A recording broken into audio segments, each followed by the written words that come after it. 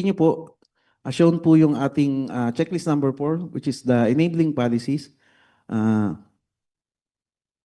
Ito po yung 4.1, pero sa letter A po is LDREAM Council recommended dream-related policies. So, under 4.1 o yung 4.1 po natin, recommendation to enact DRRM-related ordinances through the LDRMC. Ano po yung mga indicators na nakapaloob po dyan? Unang-una po yung enacted local ordinances consistent with the requirements of RA 1121 and other national policies of the DRRCCA. Ano pa rin po sa RA 10821.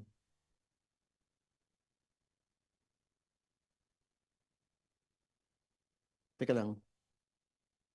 Tapos next bullet po ay proposed legislation or policy recommendations related pa rin po sa DRRM initiated of course by LDRIM C based on the priority policy agenda of the LDRRMP. And the next bullet po ay inclusion of environmental, health, education, and other sectoral programs, pwede ring program lang, in the DRRM-related ordinances, not necessarily that these have to be in the LDRRMP. This may be in the environmental sector or of the Comprehensive Development Plan o yung CDP po nila. Ano-ano naman po yung mga means of verification para sa indicators na to? Yung LDRMC approved and sanggunian adopted DRRM-related ordinances for the year being assessed. Pwede rin po yung council o kaya yung committee LDRMC resolutions, proposed DRRM-related ordinances.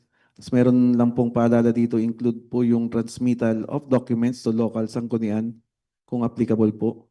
And isa rin pong MOBs na pwede magamit ay minutes of the sanggunian session where such ordinance was discussed and or enacted. Now dito po na tayo sa ating rating guide, ang premium point po natin o yung 3 points, legislations, ordinances o kaya yung policy, recommendations related to DRRM initiated by the LDRIM CO, approved o kaya adopted by the Sanggunian for the year being assessed.